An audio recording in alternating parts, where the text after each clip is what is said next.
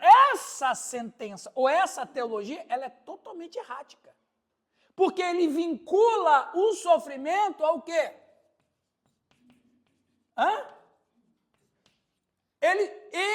Ele associa o sofrimento pessoal a um determinado pecado. Em outras palavras, se eu não peco, eu não sofro. Isso é verdade? Não. Não é verdade, porque eu peco e mesmo assim eu sofro, independentemente do que eu faço. Mas qual é o outro problema dessa teologia? É trazer Deus como vingativo. Entendeu? Aí então, eles falam, Jó, qual é o teu pecado? Esse geralmente é a teologia dos moralistas, dos legalistas. Associa ao câncer que o camarada tem com o pecado que ele tenha praticado. Associa o prejuízo financeiro que ele teve no carro, e aí você sabe, né? Tem dia que é de noite. O carro quebra, o filho fica doente, o cachorro foge, a energia acaba. Rapaz, é uma coisa assim. O gás acaba e você não tem o dinheiro para comprar, tem que pedir para a sogra.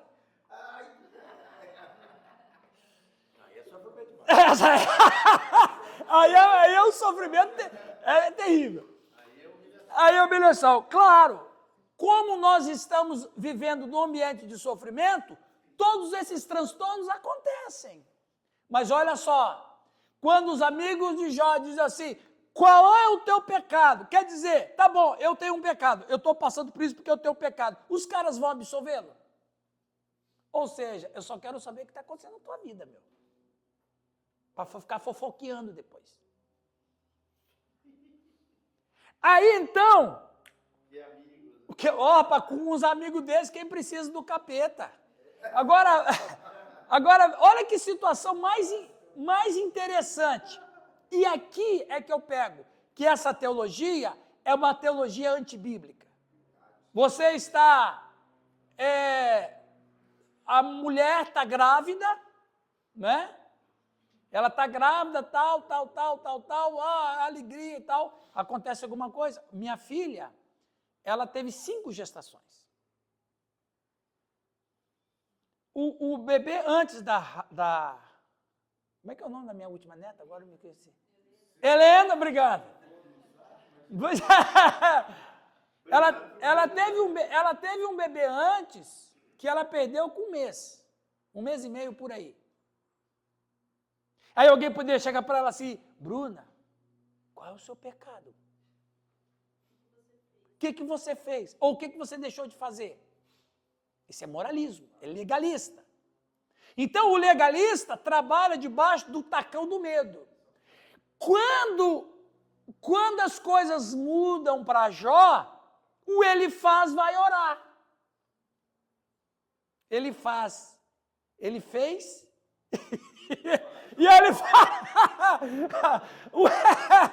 ele faz o temanita, só faz caca.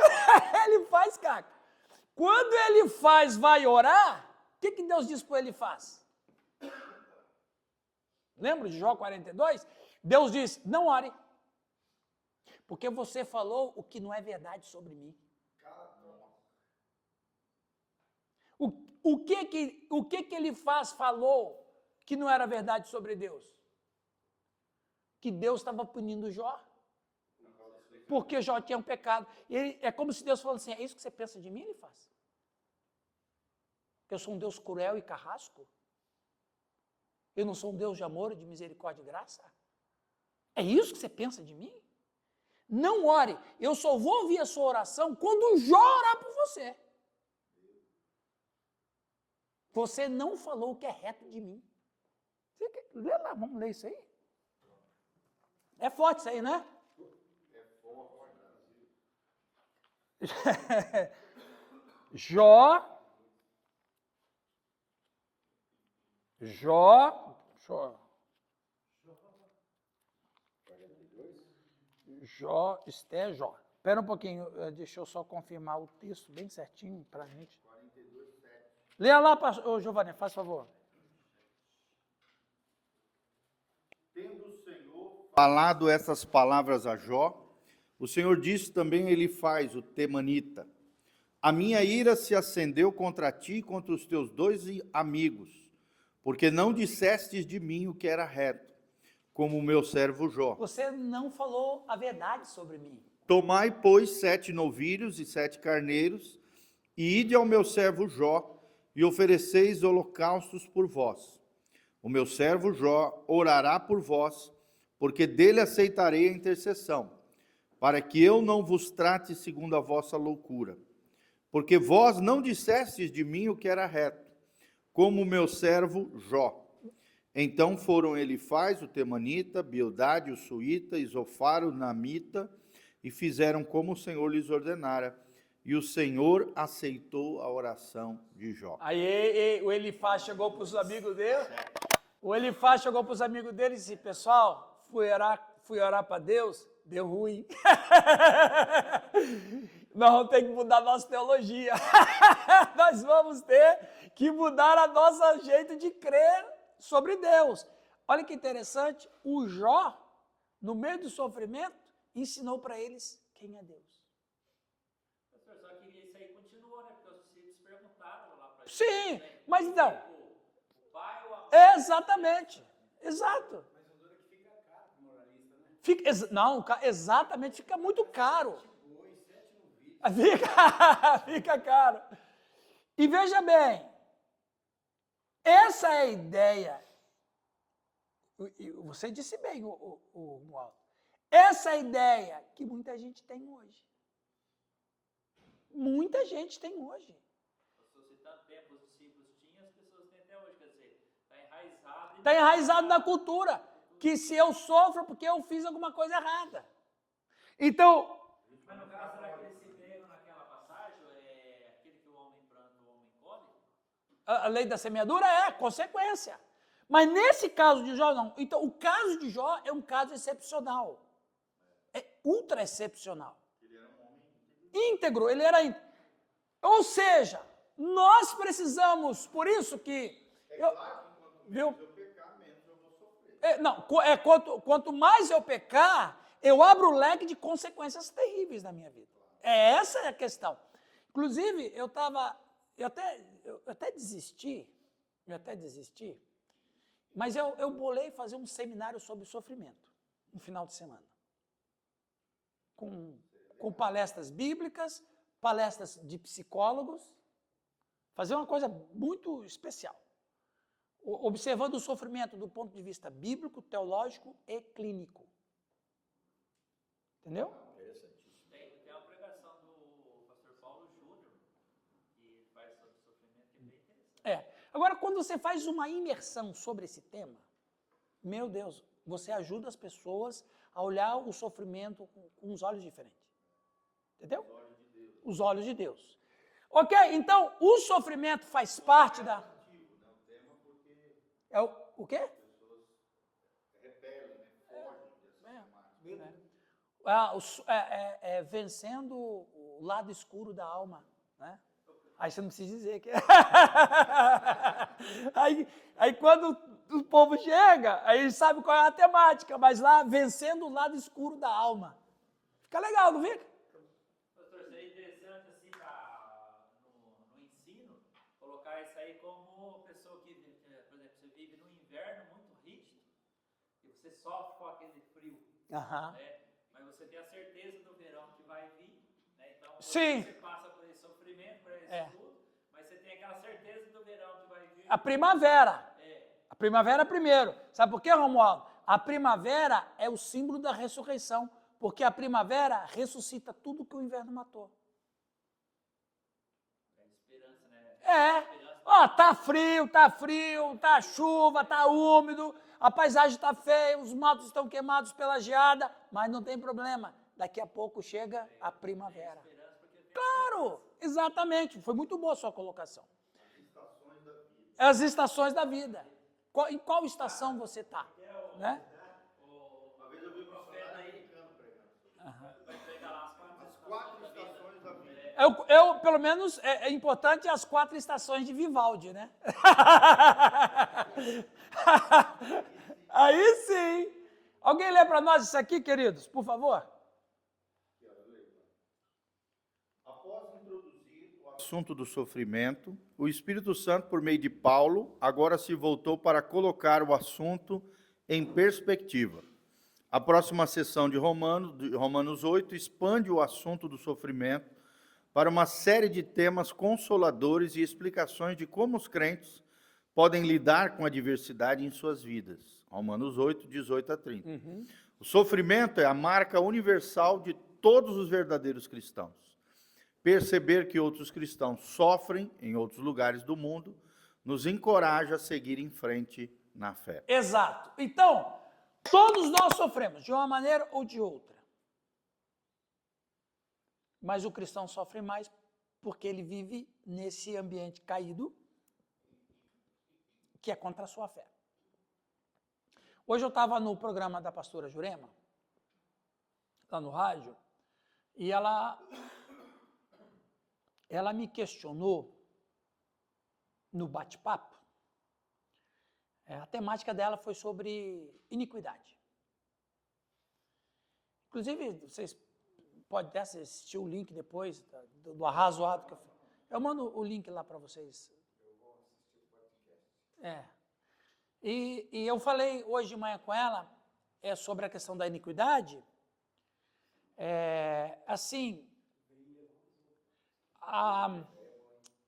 Porque tudo começou com a questão da Olimpíada, a abertura das Olimpíadas, com a questão da ceia, da abertura.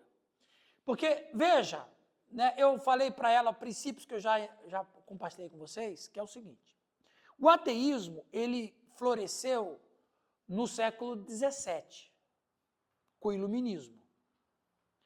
E depois ele foi criando corpo no século XVIII e ele encontrou o auge no século XIX. O século XIX foi literalmente o poema de Nietzsche, A Morte de Deus. Vocês conhecem o poema de Nietzsche, A Morte de Deus? É muito interessante, né? Eis que o louco saiu ao meio-dia com as lanternas acesas, desesperado, perguntando: onde está Deus? Onde está Deus? Procuro Deus? Alguém viu Deus? O poema é interessante. Século XIX, o ateísmo se fortificou. Começo do século XX, o ateísmo se fortaleceu. Mas o ateísmo não conseguiu tirar Deus da consciência das pessoas.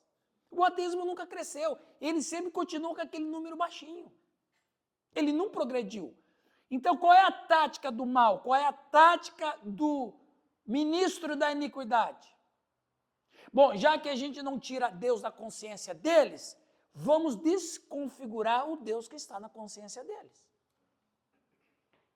Então, você não precisa desacreditar em Deus. Você só não precisa acreditar na sua integridade. Exato. Aí o que acontece? Aí é um Deus que aceita o cara como é, se ele tem práticas homossexuais, não tem problema, pode continuar. Se o camarada tem uma vida errada, não tem problema, porque Jesus ama todo mundo, o importante é amor. O que está acontecendo?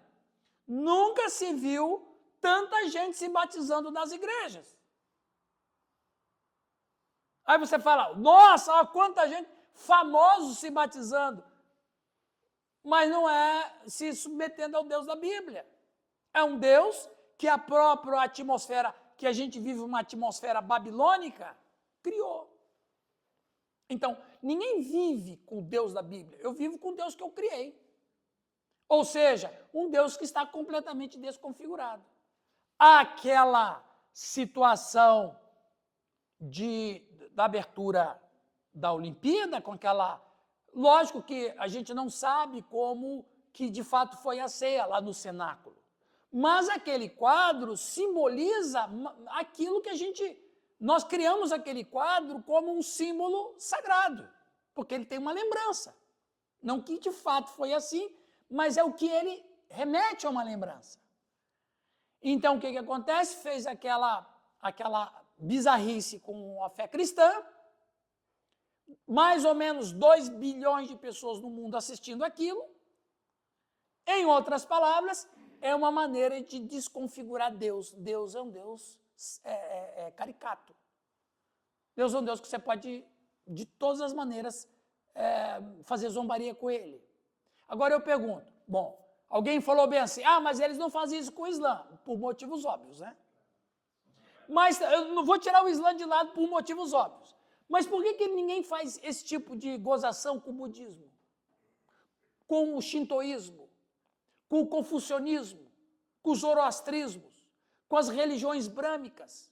Por que ninguém faz gozação com as outras religiões que existem no mundo? Por que só com o cristianismo? Por uma razão. Só existe um Deus no mundo, e é o Deus que o cristão acredita. E é um Deus pacífico. Não, Giovanni, não, mas não é por isso. Porque, por exemplo, as pessoas dizem bem assim, não, eles fazem isso com o cristianismo porque o cristianismo é pacífico. Não, não é por causa que o cristianismo é pacífico, não é. É porque o cristianismo é a representação do único Deus verdadeiro do qual nós temos que destruir. Exatamente. Porque o budismo é pacífico. Você quer um pacifismo mais do que o budista? Aquele ali é mais pacífico do que o cristão. Percebe? Então veja, então não é porque o cristão é pacífico, não é por isso. Eles atacam a fé cristã porque é uma maneira deles agredirem a Deus e uma maneira de desconfigurar o Deus cristão. Ou, em outras palavras, o próprio sistema de pecado está dizendo Deus existe e as pessoas não podem temê-lo. É a mensagem. Se não podemos destruir, vamos distorcer. Exatamente. Se não podemos destruí-lo, vamos desconfigurar ele, vamos distorcer, vamos fazer... Percebe? Isso tudo é uma artimanha maligna. E nós devemos estar prestando atenção em relação a isso. Então, quer dizer, quando eu passo a entender que eu sou cristão e por isso eu sofro, e aquilo que aconteceu na abertura das Olimpíadas é um tipo de agressão, e a gente sofre por causa daquilo. Mas é isso aí mesmo. O nosso Senhor sofreu, eu não vou sofrer. O nosso Senhor sofreu todo tipo de coisas horríveis, de traição, de cusparada, eu não vou sofrer isso. Então, ao mesmo tempo que a esperança está impregnada no cristão, o sofrimento está lá. Aliás, a esperança está lá para combater exatamente o sofrimento. Alguém quer falar alguma coisa? Como se fosse um refrigério. É claro que é um refrigério. Deus é tão maravilhoso que ele, sabendo que por causa do pecado ia ter um ambiente de sofrimento, ele deu essa esperança para a gente não se perder na história. Continuando, Paulo via seus sofrimentos de muitas perseguições por amor a Cristo, como algo que valia a pena. Não há comparação entre a glória do céu e a intensidade do sofrimento. É por isso que os cristãos devem suportar o sofrimento com um senso de esperança.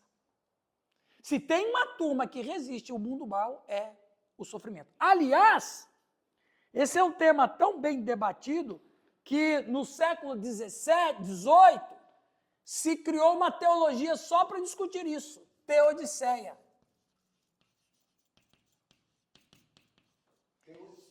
Teodiceia. A teodiceia é a teologia que tenta explicar o sofrimento no mundo com a presença de um Deus bom. John Piper tem até um livro só sobre esse assunto. A teologia, ele tem 2 livros, a teologia da alegria e a teologia do sofrimento. Ele estuda os vários personagens da história da igreja que sofreram, né? Dores, mazelas. Sim, sim. E como eles lidaram com esperança diante dessas... Exatamente. A esperança é a vacina que a gente tem que tomar. E outra coisa, viu, pessoal? Vocês, nós, pastores que ministramos nas igrejas, ensinamos, não podemos mentir para as pessoas. O sofrimento está presente e o cristão sofre. E nós precisamos estar preparados para viver nesse ambiente. Hã? O sofrimento nosso é um sofrimento diferente do que uma igreja perseguida, né? Do que no país onde há perseguição. Paulo escreveu... Sim, sim. Sim, sim. De perseguição, né? Hoje o nosso sofrimento é um pouco diferente. Existe, viu, Nilton? Foi bom você falar. Existe o sofrimento. Vamos chamar assim, um sofrimento geral. O sofrimento geral, que é o ambiente. Desse ambiente geral, nós temos sofrimentos pessoais, nós temos sofrimentos sociais, nós temos sofrimentos naturais,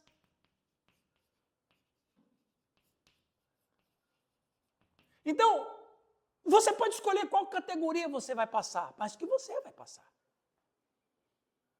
Mas sempre aqui, ó, tudo isso aqui, subproduto do próprio ambiente. Então, o ambiente é um ambiente de sofrimento, porque esse ambiente é um ambiente iníquo.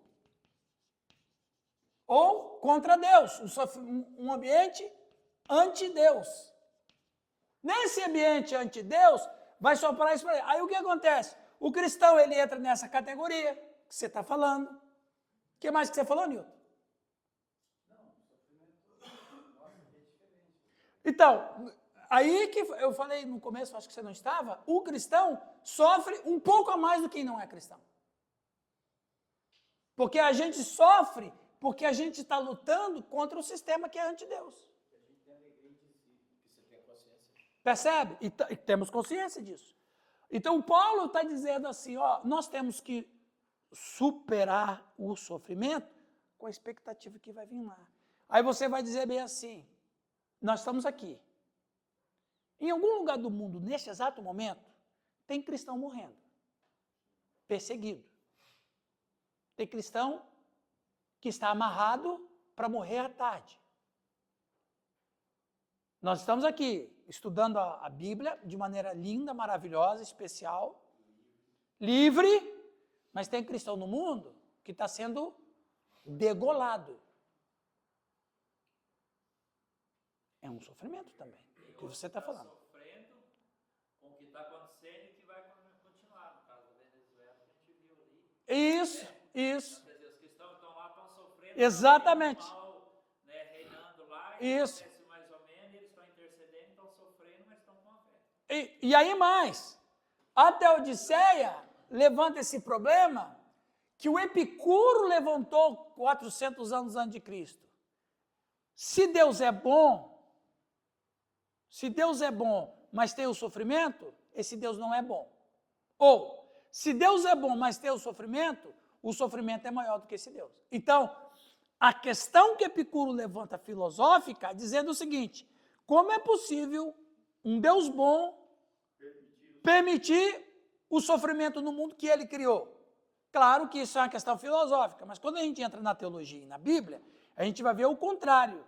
Na verdade, é Deus que invadiu o nosso sofrimento nos dando esperança. Ele não nos abandonou.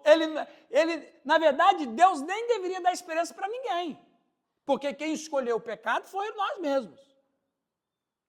Mas por amor e graça, Deus não nos deixou conviver com o sofrimento sem ter esperança. Então, é o contrário da filosofia. É Deus que invadiu o sofrimento nos dando esperança, quando ele não deveria fazer isso. Porque não foi ele que pecou. O sistema hoje prega essa coisa de prosperidade, de Deus que vai resolver tudo. Isso, exatamente, que é uma questão muito complicada isso aí. Muito difícil de entender e crer até. Alguém pode continuar a leitura, por gentileza? Delma, leia para nós, por favor. Não precisa cantar, só leia. Os sofrimentos aqui no tempo São reversões comuns à raça humana. Os mais compartilhados são de natureza física, como doenças. Também sofremos de outras coisas, como angústia mental, desastres naturais e acidentes. O sofrimento para o cristão é apenas para o tempo. Não há sofrimento para ele na eternidade. O tempo tem uma duração quantificável. A eternidade é atemporal. Há brevidade nesta era temporal, de um ponto de vista eterno. O sofrimento, ele é temporário. Temporário. Graças a Deus. Porque Deus invadiu o nosso sofrimento, o nosso ambiente de sofrimento. Lembra quando nós estudamos cristologia, ou melhor, quando a gente estudou Trindade, nós falamos sobre a pericorese? Quem lembra da pericorese? Jesus vivia num ambiente de festa, porque a pericorese era um ambiente de festa. Ele deixa a pericorese, o ambiente de festa, invade o ambiente de sofrimento. O texto bíblico que eu vejo para a pericorese é Hebreus 12:1. Alguém lê para nós?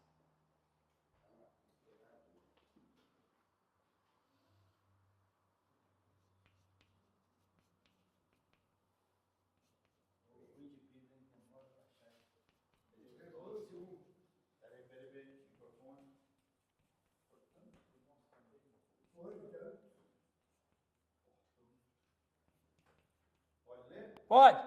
Portanto, também nós, visto que temos a rodear-nos tão grande nuvem de testemunhas, desembaraçando-nos de todo peso e de todo pecado que tenazmente nos assedia, corramos com perseverança a carreira que nos está proposta. 2.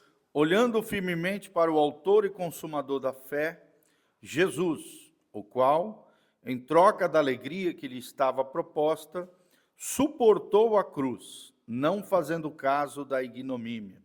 Veja bem, olha lá. E está sentado à destra do trono de Deus. Olha que esse versículo 2 é chave. Em troca da alegria que lhe estava proposta. Quando a gente estuda pericorese, nós vimos que pericorese é uma dança de alegria numa coreografia da Trindade. A Trindade vivia nesse ambiente de festa, nesse ambiente de celebração, nesse ambiente de alegria, nesse ambiente de felicidade, até que das pessoas da Trindade deixou o ambiente de festa para invadir o ambiente de sofrimento. E aí o Giovanni leu. Em troca da alegria que lhe estava proposta, suportou a cruz. Ou seja, ele sai do ambiente de festa e entra no ambiente de sofrimento. Por isso o Senhor Jesus falou, quem vier, toma sua cruz e me segue. Então, e outra coisa, viu? Futura mamãe, Júlia, quando alguém falar assim, porque Deus não sabe o que eu estou passando.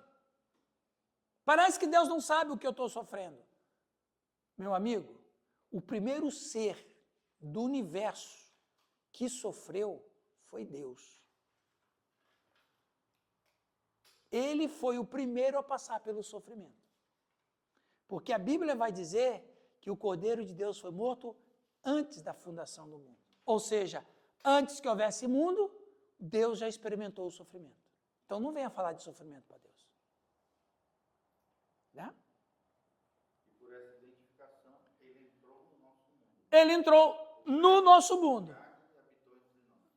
E vimos a sua glória, glória como do gênero do Pai. Então, esse ambiente de sofrimento, ele é quebrado porque teve alguém que trouxe uma semente para cá.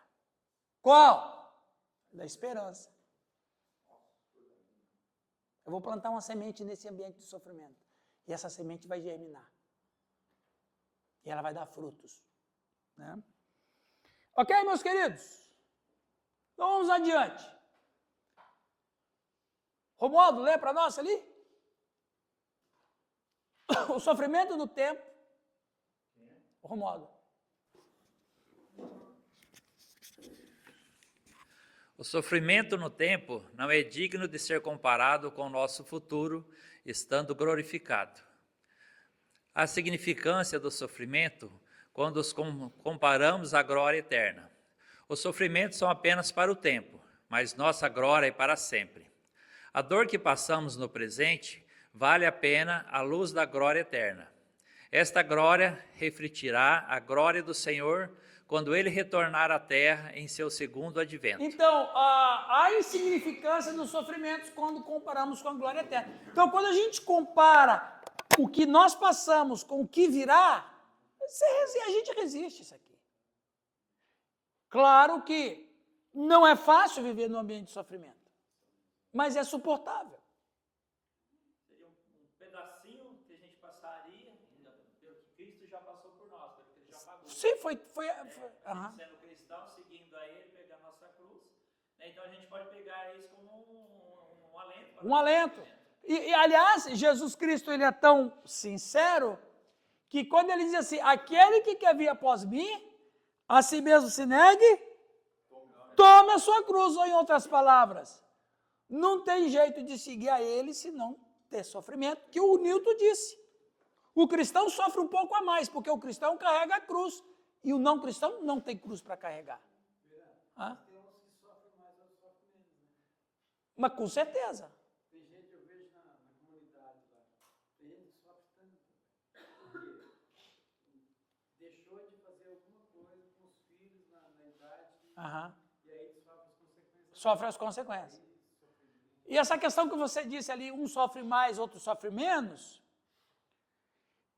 que esse o seu pensamento é interessante, mas olhando por outro lado, você questiona por que esse sofre mais e por que esse sofrimento sofre menos, quando você compara os dois níveis de sofrimento e você chega a uma conclusão. Quem acha que está sofrendo mais deveria sofrer menos. Por quê? Porque é o estado de espírito da pessoa. Como é que está o nível de espiritualidade dela? É a mesma questão do tempo, né? Perguntaram para Agostinho de Hipona, lá no século IV, como é que é possível, Sérgio, como é possível a gente marcar o tempo mesmo?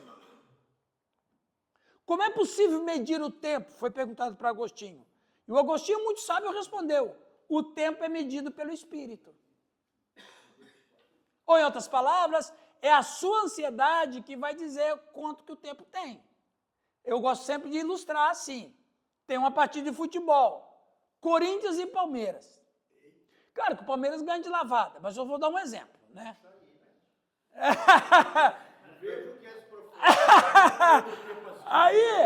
Aí o Palmeiras faz um gol, logo no comecinho do jogo, que é o suficiente para o Palmeiras ser campeão. Como é que fica, olhando o cronômetro, como é que fica o coração do palmeirense? Não passa, o tempo não passa. Como é que fica o coração do corintiano? Está passando demais. Mas são os mesmos 60 segundos. E aí o Agostinho vai dizer, o tempo é medido pelo Espírito. Por exemplo, você vai fazer uma viagem. Vou para Israel. Não, você vai para onde agora? Não.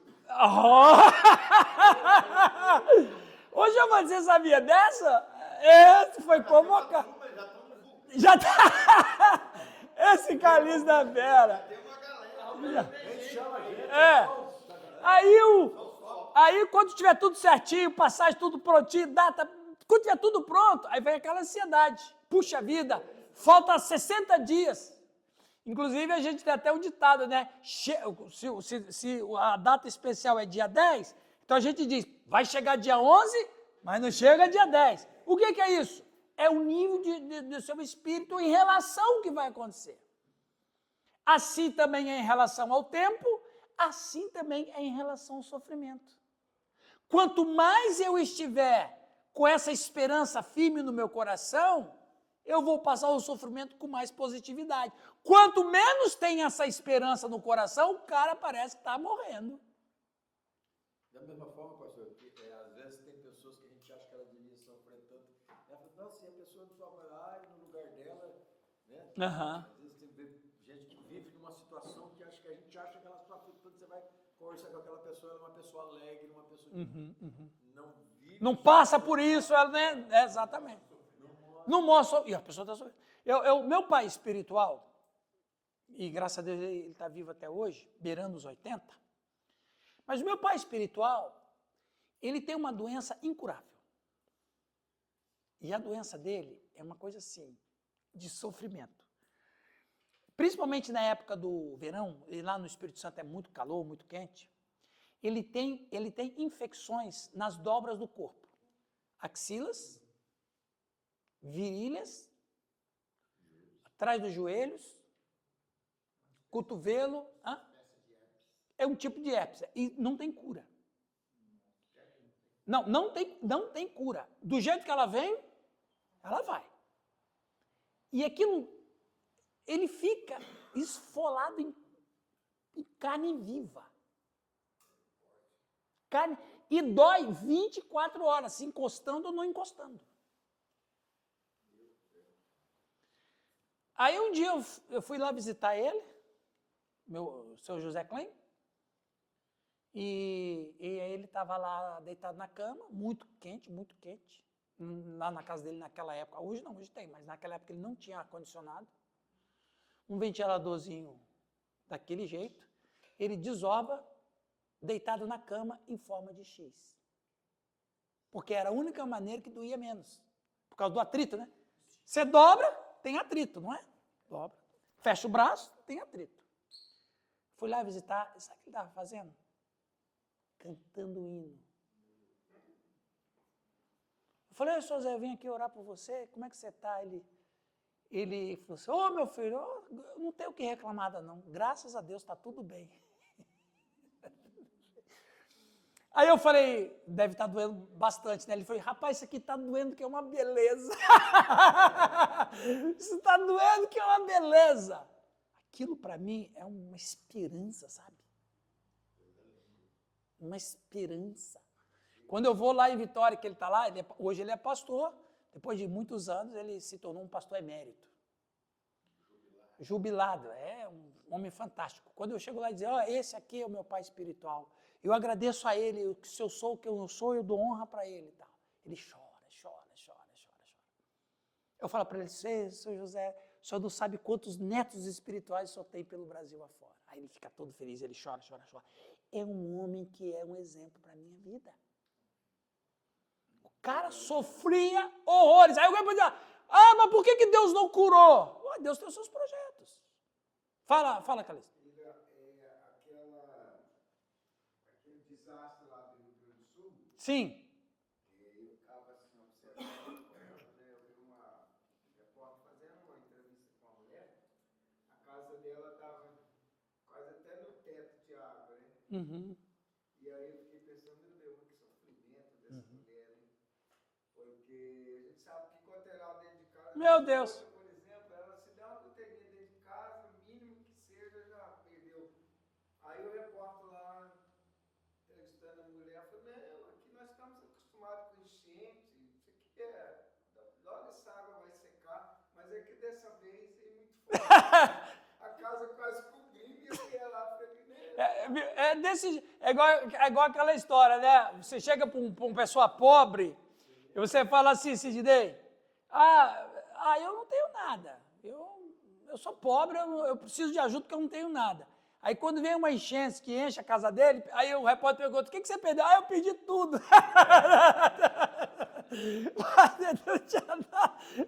Aí ele perde tudo. Olha como é que é o ser humano, né? Então, essa questão lá da enchente, né? Puxa vida, Deus podia evitar? Deus não vai evitar tudo. Por quê? Porque o sofrimento, ele tem um propósito. o pessoal fala que aconteceu aquilo lá, porque o Rio Grande do Sul é dólar, não sei o quê. Isso é mais terrível. Isso aqui que eu acho que é interessante. O propósito do sofrimento, que eu considero fazer ou estabelecer, fica mais bonito.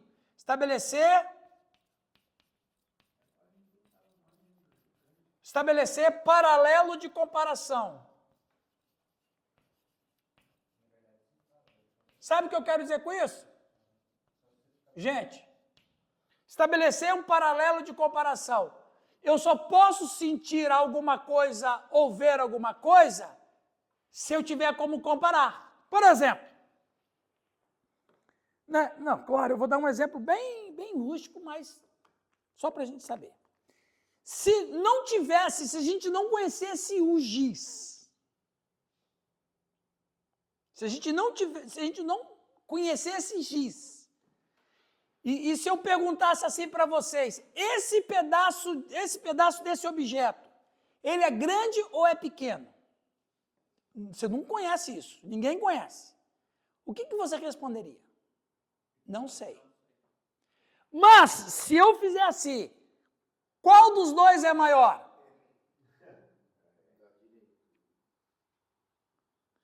O sofrimento serve para isso. Qual é o paralelo de comparação que eu tenho? O paralelo de comparação que eu tenho é de felicidade. Por que o ser humano não aceita o sofrimento? Por que ele não aceita o sofrimento? Porque ele tem como comparar o oposto ao sofrimento. Qual é? O projeto de Deus para nós, que é felicidade. A vida abundante. Então quer dizer que todo ser humano carrega dentro de si essa necessidade de felicidade, de vida abundante. Então quando vem o sofrimento, então eu comparo. Eu comparo o sofrimento com alguma coisa que eu preciso e sei que existe, que é boa, que é o contrário. Então por que eu repilo o sofrimento? Porque eu tenho uma coisa dentro de mim que é boa.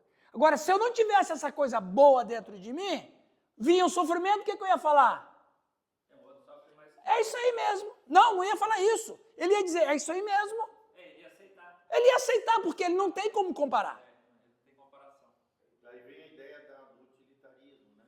Que é diminuir o sofrimento e ampliar a felicidade. Mas, de qualquer maneira, sim, mas mesmo o utilitarismo, que é o pai do então, mas mesmo assim, ele vai nessa mesma linha. Ele tem duas questões opostas. Ele contrasta. Então, quando alguém, uma vez, pessoa, pastor, eu não aceito o sofrimento. Eu falei, que coisa boa que você não aceita o sofrimento. Aí ele disse, por quê? Porque você foi criado para coisas boas. Então, quando você não aceita o sofrimento, aquilo que Deus projetou para você de bom, você sem perceber compara. Então, por isso que Deus não tira o sofrimento. Se Deus tirar o sofrimento, é a mesma coisa. Por exemplo, sabe qual é uma das piores doenças que existe? Por incrível que pareça, uma das piores doenças que existe é a analgesia congênita.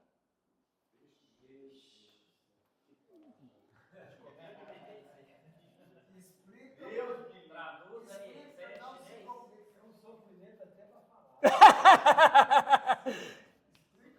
Analgesia congênita. Sabe o que é a analgesia congênita? É a doença do cara que não sente dor. Aí eu vou lá bem assim, ele está anestesiado permanente. Aí o camarada fala assim, mas como é que ele descobre? Quando ele é criança. Porque ele vai se cortando e não sente dor. É, exato. Aí a criança mete a mão no fogo e não tira. Porque não sente dor. Não tem. Aí a pessoa pode até morrer sem sentir dor, porque ele não está sentindo nada. E essa é uma das piores doenças. Então veja, se Deus tira o sofrimento da nossa paisagem, a gente vai sofrer de analgesia congênita. Eu não vou sentir o perigo. Eu não vou ter com o que comparar. Percebe? Eu não vou ter noção do que é bom mesmo.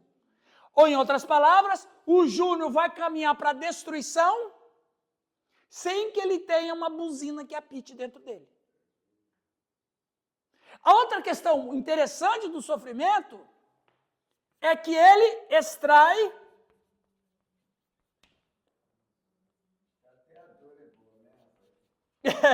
o melhor do ser humano. Uma vez eu levei uma queda e eu não conseguia sentir o dedão do pé, assim, mas tinha que, né? Aham. Aí o médico pegou e enfiou um negócio assim, foi um alfinete, aí eu senti. Sentiu dor, exato. Aí eu falei, então tá bom, você sentiu dor. Exatamente, você sentiu dor, tá tudo legal. Então veja, outro motivo porque Deus não tira o sofrimento. Porque o sofrimento extrai melhor do ser humano. Olha o que aconteceu lá no Rio Grande do Sul. Os caras sofrendo aquela enchente. O que aconteceu com os brasileiros? Se solidarizaram, ou em outras palavras, se sentiram humanos. Ou em outras palavras, extraiu de bom até o que o cara não sabia que era. O cara que mora em prédio. Encontra com a pessoa no elevador todo dia. Ou com um, com outro, com um, com outro. Bom dia. Você não dá para puxar assunto no elevador porque é segundos. São segundos. Bom dia, tudo bem? Como é que você está? Como é que estou? Como é que está? Mas se aquele prédio pegar fogo, todo mundo vai dar as mãos. A solidariedade. Então, eu só posso conhecer o que eu tenho de melhor se eu contemplar o sofrimento de alguém. Exatamente. Ou seja, quando alguém sofre, é uma oportunidade que Deus me dá de expor aquilo que eu sou bom. Puxa vida, não esperava isso de você. Percebe? Essa solidariedade. Então, muitas razões que a gente poderia falar sobre o sofrimento. Interessante quando a gente fala sobre isso, né? Ou pior, mas mesmo assim, geralmente, esmagadoramente é o melhor. Esmagadoramente é o melhor. Você vê que até lá no Rio Grande do Sul teve gente saqueando casas e coisas. Sim. Em plena desgraça do mundo. Mas então, quem está fazendo isso é aquele que não tem nenhuma relação de humanidade. É o mal que tomou conta do sujeito. Totalmente. Doença total. Estamos terminando, pessoal. Primeira parte.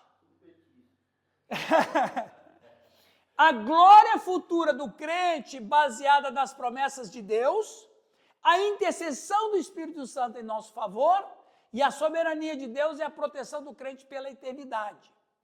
Agora, vamos entrar um pouco na natureza. Literalmente entrar na natureza. A natureza sofre também. O cosmos sofre também. Porque ambos estamos vivendo nesse mesmo ambiente. Aí o apóstolo Paulo faz uma revelação impressionante. Impressionante. Ele diz assim... Cara, não, o cara é fera. O Paulo, vou te contar, ele... Olha, ele era um sobrenatural, cara. Fora do totalmente. Esses desastres ambientais é uma forma da natureza também se revidar. Claro que é. Claro que é. O cara vai invadir tudo e ela vem, agora chegou minha vez. Olha, você sabe, bom, não vou entrar bem dentro desse assunto, né? Mas, por exemplo, as leis da natureza,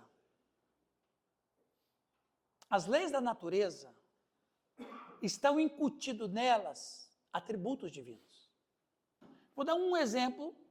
Eu vou dar um exemplo de uma lei da natureza que está nela, e Deus fez isso, que é um atributo divino. Onipotência. O que é onipotência? Omnipotentia. O que é? Poder absoluto. Omnipotentia. Tem todo o poder. Quando vem o tsunami, quem segura? Quem segura um furacão? O que significa isso? Atributo divino, vulcão. As leis da natureza, quando vem um vendaval, quem segura o vendaval? Quem contém o vendaval? As leis da natureza estão incutidos nelas atributos divinos, porque Deus assim escreveu a história. É como você falou. Ora, se temos uma natureza que tem atributos divinos, onipresença também. Venta lá em Foz, ao mesmo tempo venta em Umuarama, ao mesmo tempo venta em Campo Mourão, ao mesmo tempo, percebe? Isso é o quê? Onipresença. Então, veja, a natureza criada por Deus foi criada por Deus com atributos divinos. Alguns. As leis da natureza dizem isso. Mas quando o homem pecou contra a natureza, ela não perdeu os atributos divinos e usa isso como resposta à culpa do homem sobre isso. Então, você falou bem certo, Calixto. A natureza, ela é revoltada contra Deus, só que é duro. Porque a natureza, mesmo em queda, ela não perdeu os atributos que Deus deu para ela. Olha os tsunamis, olha os terremotos, olha os maremotos, olha as borrascas. Olha os vulcões, olha os ciclones, olha os furacões, hurricane. Você acha que é, rapaz? É hurricane. Então veja, quando acontece uma tragédia natural, como a mais famosa, são duas as mais famosas no século XXI, as duas mais famosas. Em 2004, o tsunami poderoso na Indonésia, e no Japão, o terremoto que destruiu a usina. Exatamente. Aí você fala, puxa vida, o que é isso? É a natureza mandando uma mensagem para o homem. Eu estou sofrendo por sua causa. E Paulo sabia disso. Aí, Nilton, que você falou, o Paulo falou isso. Porque ele diz que a natureza está em rebelião contra o homem. Olha como que o pecado é uma coisa tão maluca. Deus criou o homem, Deus criou a natureza e falou o quê? Qual a ordem que Deus deu para o homem em relação à natureza? Dominar. Quando o homem peca, a natureza cai junto com o homem, e o que ela faz em resposta? Se torna rebelde. Se torna rebelde. Olha ali o que diz o apóstolo Paulo ali, ó. No verso 19 é muito interessante, Alex. A ardente expectativa da criação aguarda a revelação dos filhos de Deus. Em outras palavras, se nós estamos dentro desse princípio, a criação também. E nota que interessante, Paulo dá ares pessoais à natureza. Porque ele diz assim, ó, a ardente expectativa da criação, ou seja, a criação está ansiosa, está dando ares pessoais. Aguardando a revelação dos filhos de Deus, ou seja, a própria natureza sabe que ela vai ser redimida. Por que a natureza sabe que ela vai ser redimida? Porque a natureza escutou isso lá no jardim. Que coisa interessante. Então os adventistas não estão errados, eles falam que o novo céu vai ser aqui na terra. Eu não vou entrar nesse mérito agora. Não vou entrar nesse mérito aí. Mas veja bem, eu acredito que nesse ponto eles têm uma certa razão. Mas veja, a natureza escuta o Deus falando que tudo vai ser resgatado. Então, quando a natureza escuta que tudo vai ser resgatado, falando para o homem, qual é a expectativa da natureza? É a conversão do homem. Porque a natureza sabe que ela só pode ser restaurada se houver conversão. Olha a importância da conversão do Romualdo. Porque quando o Romualdo converteu a Jesus Cristo, a natureza se alegrou, porque por causa da conversão dele, eu também vou ser restaurada. É o que Paulo está dizendo, é que a gente não lê a Bíblia direito. Que foi que você está pasmo aí, olhando para mim, você fez cara. Aí, olha lá. A ardente expectativa da criação aguarda a revelação dos filhos de Deus. Qual é a revelação dos filhos de Deus? Ah, essa aí você sabe de cor, né? Qual é a revelação dos filhos de Deus? Assim que o corpo dele, do crente, do filho de Deus for resgatado, automaticamente, eu serei também. Por isso que ela está também. Ou, em outras palavras, não é só a igreja que espera a volta de Jesus. A criação também espera a volta de Jesus. E aí ele vai dizer, pois a criação está sujeita à vaidade. Gente, é interessante isso aqui. Não voluntariamente, mas por causa daquele que a sujeitou. Vamos lendo aqui alguma coisa? Alguém lê ali para nós? Alguém pode ler? Antes da gente sair para o cafezinho? Lê lá, Giovanni. Toda a criação de Deus deseja que Deus finalmente a restaure a um estado perfeito e harmonioso. Um dia, Deus fará isso, e toda a criação será libertada de seu estado corrompido e será novamente como Deus a projetou originalmente. Olha como Deus é bom. Você sabe que a natureza como está, Newton? Ela está corrompida. Em outras palavras, vamos voltar aos paralelos de comparação? Se Deus nos revelasse como era e como é, a gente vai olhar para essa natureza de hoje e vai dizer o quê? Que coisa feia. Exatamente. Não tinha nada, nem montanha tinha. Aí você veja bem, a gente olha a natureza e a gente fala o quê? Coisa linda. Coisa linda um sol nascer de trás de uma montanha, coisa linda você ver o pôr do sol na linha do horizonte no mar, coisa linda ver os pássaros cantando. Aí a gente fala assim, Senhor, obrigado, porque é tão linda essa natureza. Aí Deus fala assim, eu aceito, meu filho, mas se você conhecesse como era antes.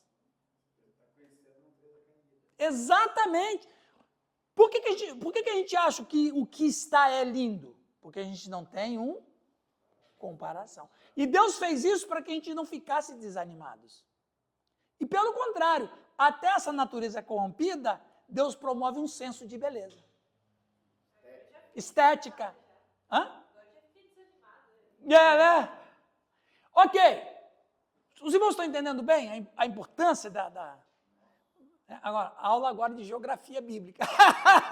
Não, só que aí é geografia bíblica teológica, né? Vamos ver mais um só para a gente tomar um café. Deus julgou não apenas o homem, mas a própria criação por causa do pecado do homem. Foi Deus, não Satanás, que fez isso. Vaidade significa falta de propósito. Quando a Bíblia diz que a natureza foi colocada em vaidade, ou seja, ela perdeu o seu propósito. A ideia de futilidade ou vaidade, a criação não está mais à altura do propósito para o qual foi originalmente criada. A ideia de futilidade ou vaidade é que a criação não tem utilidade, mas é vazia, oca e cheia de nada. Olha só o que o pecado do homem transformou a natureza. Em uma coisa sem propósito. Ela tinha um propósito. A criação perdeu o seu propósito completo e se tornou sujeita à decadência e corrupção. Plantas doentes corroem a colheita. O câncer invade o corpo humano. Percebem? Pragas estão nas colheitas. Né? Por que punir as plantas e animais, etc.? Afinal, eles não cometeram pecado. Independentemente disso, o pecado ainda é a resposta. Gente, se Deus tirar boa parte do que o pecado causou, a gente não ia ter noção de pecado. É preciso a gente manter essa noção de pecado, para a gente, quanto mais noção de pecado a gente tem, mais temor a Deus a gente vai ter. Menos a gente quer Ele, exato. Adão não tinha ideia de quão devastadoras e de longo alcance seriam as consequências de seu pecado. O pecado entrou no mundo e se espalhou para todos os homens, e os efeitos da morte se espalharam para toda a criação, por causa da entrada do pecado na criação. Vamos parar aqui, antes que alguém cochile aí? Não é o caso? Hora da merenda.